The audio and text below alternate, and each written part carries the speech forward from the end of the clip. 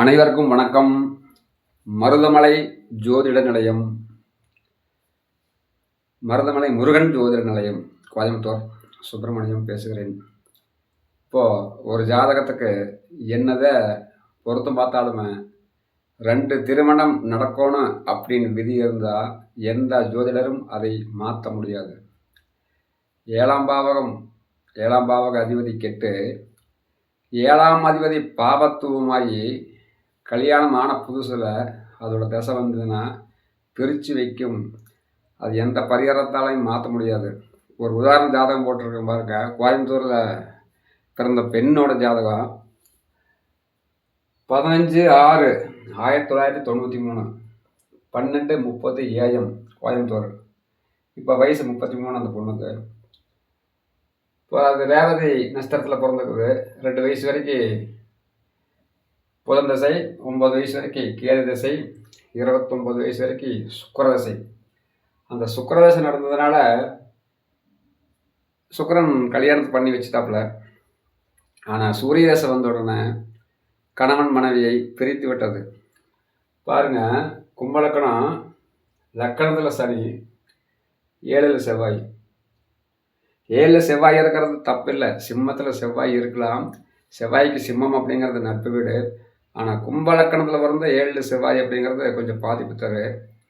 அதுக்கு மேலே லக்கணத்தில் சனி இருந்து 7ஆம் பார்வையாக செவ்வாயை பார்த்து 7ஆம் பாவத்தை சனி பார்த்து 7ஆம் பாவகம் முழுசாக வலிமை இழந்துருச்சு. அப்போ 7ஆம் அதிபதி பாருங்கள், சூரியனை வைகாசி மாதம் பிறந்திருக்கு. சூரியன் கேது கூட இணைவு. 29 வயசு வரைக்கும் சுக்கிரம் முடிஞ்சு சூரியன் தசை வந்துக்குது. லக்கணத்துக்கு 7ஆம் அதிபதி சூரியன் 4ஆம் வீட்டில், 4ல் சூரியன் நிஷ்பலம், கூடவே பகை வீடு, போதாததுக்கு கேது கூட வேற இணைந்து கிரகண தோஷம். இப்போ சூரிய தசை வந்தோடனே கணவன் மனைவி 2 பேரும் பிரிஞ்சுட்டாங்க. இது விதி. இந்த மாதிரி ஜாதகத்துக்கு என்னதே பொருத்தம் போட்டாலும் திருமணமாகி பிரிஞ்சுதே போகணுங்கிற விதி. இதை மாற்ற முடியாது. அப்போ சூரிய தசை முடிவு வரைக்கும் கல்யாணம் பண்ணாதீங்கன்னு சொல்ல முடியுமா? எந்த சூழ்ச்சியாராவது? 29 வயசு வரைக்கும் சுக்கிரதசை, சூரியன் ஒரு 6 வருஷம். அப்போ 35 வயசுக்கு மேலே கல்யாணம் பண்ண சொல்ல முடியுமா? சண்டைக்கு வந்துட மாட்டாங்க ஜோதிடர் கூட. அதனால் இந்த மாதிரி ஜாதக அமைப்பை கொண்டவர்களுக்கு எந்த பொருத்தம் போட்டும் பிரயோசனம் இல்லை. ஜாதகம் நம்மகிட்ட பார்க்க வந்திருந்தாங்க. பார்த்தோன்னே தெரிஞ்சிச்சு. 7 செவ்வாய், லக்கணத்து சனி, 7ஆம் அதிபதி நிஷ்பலம், கூடவே கேதனைவு, சூரிய தசை வந்தாச்சு, கணவன் மனைவி பிரிவா. இதுக்கு முன்னாடி சுக்கிரதசையில் கல்யாணம் நடந்தே தீரணும். ஆனால் சுக்கிரன் கல்யாணம் பண்ணி வச்சிருக்கு. அது 3ஆம் வீட்டில் கொண்டிருக்கிற சுக்கிரன் சொல்லவே தேவையில்லை. கரெக்டான வயசில் கல்யாணம் பண்ணி வச்சிருச்சு.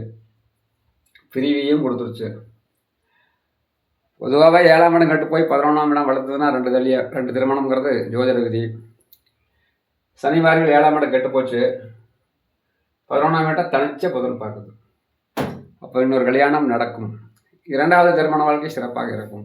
முதல் திருமணம்ங்கிறது 7ஆம் வீடு, 2ஆம் திருமணம் அப்படிங்கிறது 11ஆம் வீடு. 11ஆம் வீட்டை தனிச்ச புதன் பார்க்குது.